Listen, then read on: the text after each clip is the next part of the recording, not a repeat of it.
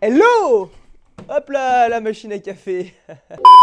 Bienvenue dans l'épisode 2 de cette série sur comment bien acheter votre Porsche. Aujourd'hui, je vous l'avais annoncé, nous allons parler des éléments qu'il faut vérifier avant d'acheter votre Porsche. Pour rappel, au cours de cette série, nous parlerons uniquement des points importants ainsi que des faiblesses des 911, des Boxster ainsi que des Caïmans. Autre rappel, cette vidéo concerne uniquement les Porsche allant des 996 et 986 jusqu'aux 992 et 718. Pourquoi? Eh bien parce que ce serait tout simplement trop long de traiter plus et que ces modèles sont ceux qui concernent en fait la plupart d'entre vous tout simplement. On traitera donc les classiques ainsi que les daily dans la saison 2 de cette mini-série. Là pour rappel on fait 911 Boxster Cayman, puis on fera les daily et enfin on fera les classiques. Sur ce, place à l'expert. Il faut savoir que d'une manière générale, toutes ces voitures sont des Porsche qui restent très fiables. Cependant, on va trouver des faiblesses qui vont être à contrôler absolument sur toutes celles qui vont jusqu'au 997 en phase 1 et 987 phase 1. Je sais, le sujet a été traité, retraité et encore retraité, mais je suis obligé de vous en parler, les soucis d'IMS. L'IMS, c'est le roulement d'arbre intermédiaire de votre Porsche et avec le temps, ce dernier va rencontrer une faiblesse. Alors ça, c'était valable jusqu'au Porsche qui allait jusqu'à mi-2006 parce qu'après, on est passé sur un IMS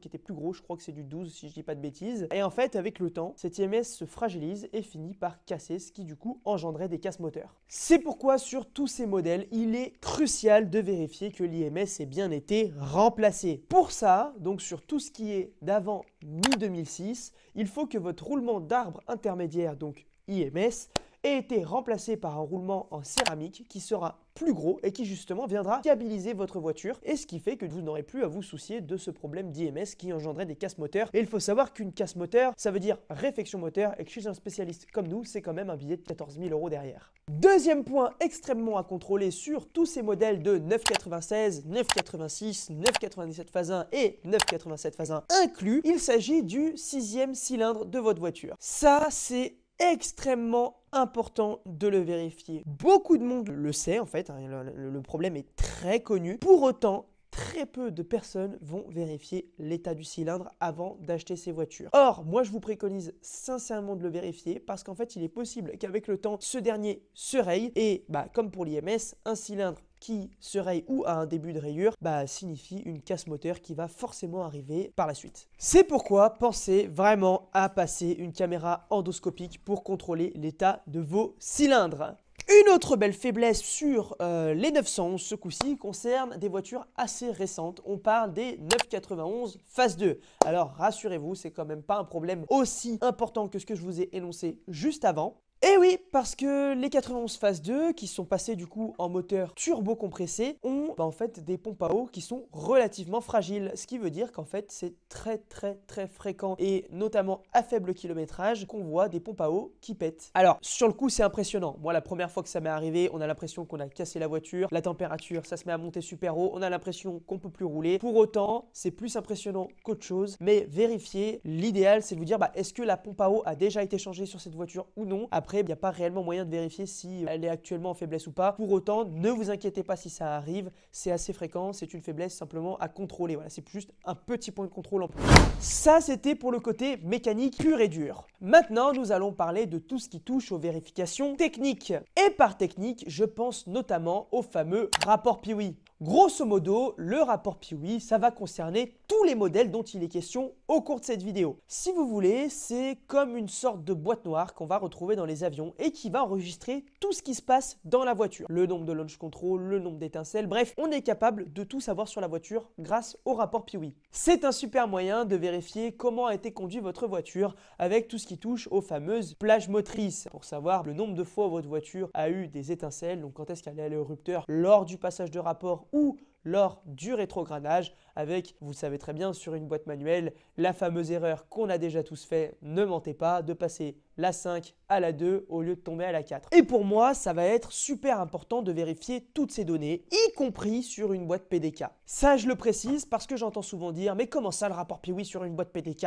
C'est pas possible, il n'y a pas de plage au rétrogradage, etc. » Eh bien sachez que ces gens ont faux et ont tort de vous dire ça, tout simplement parce que sur des voitures qui ont été reprogrammées, eh bien on peut se retrouver avec des plages négatives. Idem, ça va vous servir le rapport Piwi, y compris sur la PDK, afin de savoir si les airbags de votre voiture sont d'origine. C'est-à-dire que le rapport va vous indiquer la date de fabrication des airbags ainsi que la date de codage. Et grâce à ça, eh bien vous verrez si ils sont d'origine ou non, parce que si ces derniers ont été codés après la date d'origine, eh bien ça veut dire justement qu'il y a eu un déclenchement d'airbag ou une reprogrammation, ce qui est une éventuelle trace d'accident. Et pour que les airbags sautent, c'est que ça a quand même tapé sacrément fort. Autre chose d'extrêmement important avec le rapport Piwi, c'est qu'il va vous permettre de contrôler le nombre d'heures totales de votre véhicule et d'en déduire la vitesse moyenne, ce qui va vous permettre de contrôler justement la véracité du kilométrage, donc qu'il n'y ait pas eu un compteur qui a été bloqué ou tombé. Et de même, ça va vous donner une indication sur la manière dont elle a été conduite. Autre chose d'extrêmement important avec le rapport Piwi, c'est qu'il vous permet de contrôler que le nombre d'heures par rapport au kilométrage de votre voiture est réaliste. Pour cela, grâce à ces données, on va calculer la vitesse moyenne de votre voiture qui doit être comprise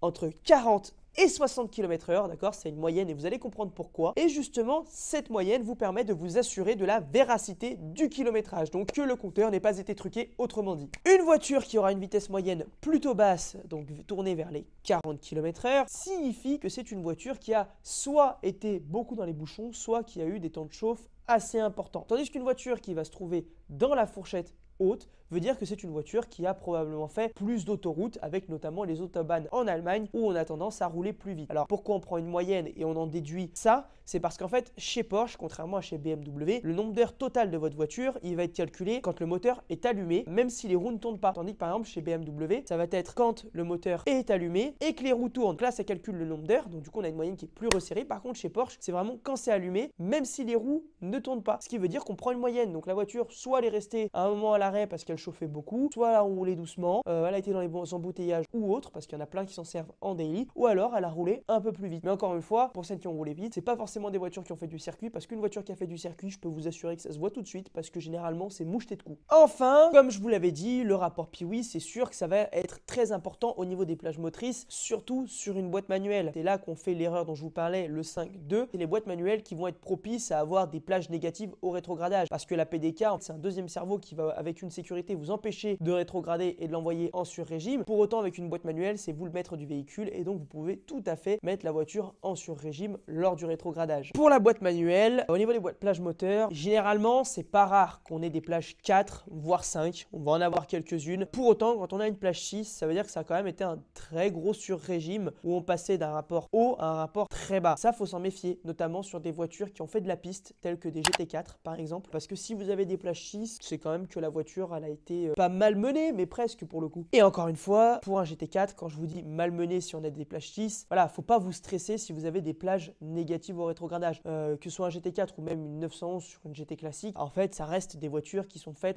pour taper dedans, hein, c'est de la voiture de sport, donc entre guillemets, c'est des voitures qui sont faites pour être matraquées, qui respirent dans les tours, surtout pour un moteur atmosphérique. Ne stressez pas si vous avez des plages Ne stressez pas si vous avez des plages de rétrogradage. Deuxième point technique, l'état de la peinture de votre voiture. Vous pouvez faire une vérification technique supplémentaire qui va être justement l'état de la peinture de votre voiture. Vous pourrez vous assurer en effet grâce à un testeur tel un BB20 qui coûte peu cher, je crois que c'est de l'ordre des 20 à 30 €, qui vous permet de mesurer justement l'épaisseur de votre peinture et de vous assurer si elle est d'origine ou non. Pour vous donner un ordre d'idée, généralement jusqu'à 140 micromètres, parce que ça se mesure en micro, eh bien on considère que la peinture est d'origine. Au-delà, ça veut dire que l'élément métallique a été repeint. Ça ne veut en aucun cas dire que votre voiture a été accidentée. Cependant, c'est quand même une information supplémentaire de vous dire là elle a été toute repeinte ou elle a tout le côté gauche qui a été repeint. Donc c'est plus pour vous interroger sur pourquoi ça a été repeint, et donc attention, je vais plus vérifier ce côté où justement l'état de la voiture en fonction de ces données. En fait, déterminer si une voiture a été accidentée ou non, ça va vraiment être l'ensemble des analyses dont je vous parle qui vous permettent de tirer des conclusions.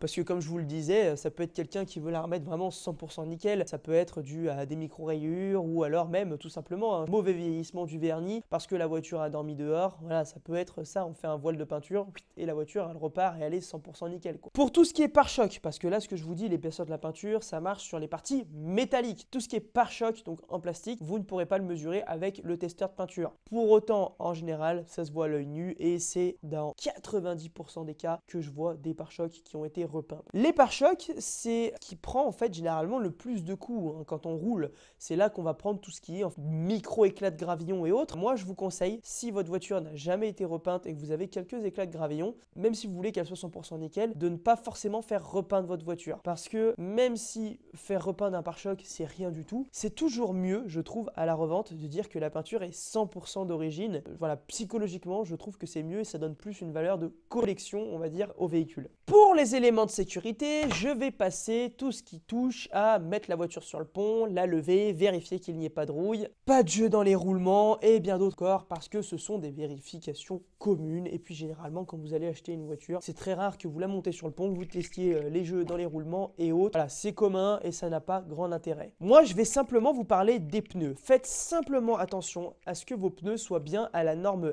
N. C'est la norme N, c'est la norme Porsche, d'accord? Généralement sur une 911, un Boxster ou un Cayman, ça va de N0 à N2. C'est très souvent que je vois N1, N2. Et les pneus ne sont pas à la norme N parce qu'à une certaine époque, ils ne les faisaient pas. Eh bien, vérifiez qu'ils aient bien le bon indicateur de vitesse. Ça, c'est super important parce que même si vous avez un jour un souci avec l'assurance ou quoi, il vaut mieux que vos pneus soient aux normes Porsche. Enfin, si vous n'êtes pas bon à l'œil nu pour mesurer l'état exact de vos pneus, il y a quelque chose de très simple qui existe, d'accord, qui pareil coûte absolument pas cher. Je crois que ça coûte 5 ou 6 euros. C'est quelque chose qui vous permet en fait de mesurer la profondeur de votre pneu. Il faut savoir qu'un pneu neuf, ça va de 7,5 mm. Voilà, un pneu qui est neuf à 100%. Un pneu qui est à peu près à 50% d'usure, donc mi-usure, ça va être 4,75 mm. Et un pneu qui va être à changer, on va être sur du 3 mm. Ça, vous pouvez l'acheter, au moins vous mesurez votre pneu et vous avez absolument aucun doute sur l'état de ce dernier. Enfin, dernier gros point, la situation administrative de votre voiture. Le point essentiel, c'est le site Histovec, site de l'État qui vous permet justement de vérifier le kilométrage avec le carnet d'entretien. Idem, vous pourrez également vérifier qu'il n'y ait pas de blocage administratif. C'est souvent le cas quand on voit une opposition au transfert du certificat d'immatriculation ou encore une suspension de carte grise parce que par exemple la voiture aurait eu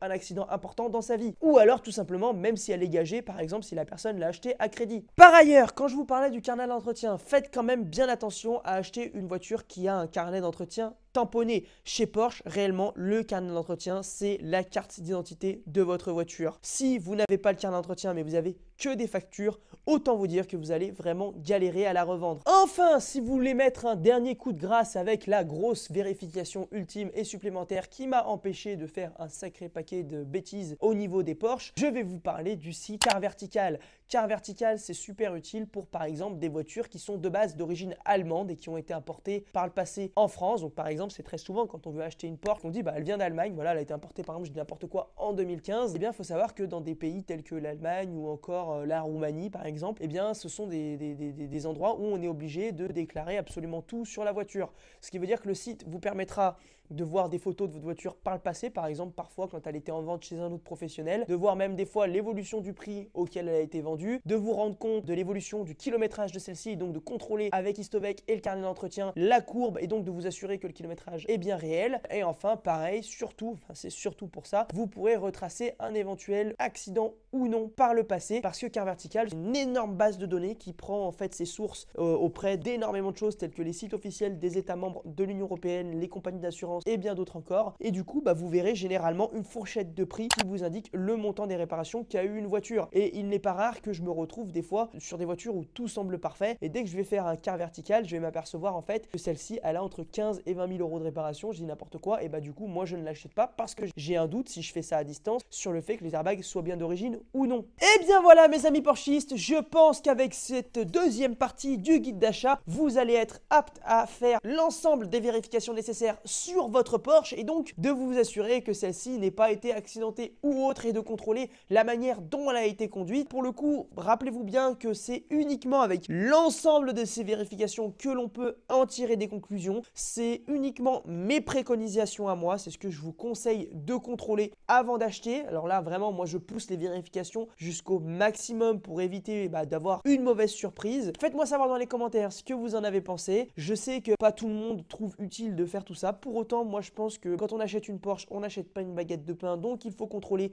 le maximum d'éléments, surtout quand on a la possibilité de le faire. Donc voilà, dites-moi ce que vous en avez pensé dans les commentaires. Si vous avez également des anecdotes sur des voitures que vous avez achetées ou vous avez eu des surprises ou si vous avez même des vérifications supplémentaires que vous trouvez intéressantes à expliquer, faites-le moi savoir. Quant à moi, je vous dis à très vite dans une prochaine vidéo. Portez-vous bien.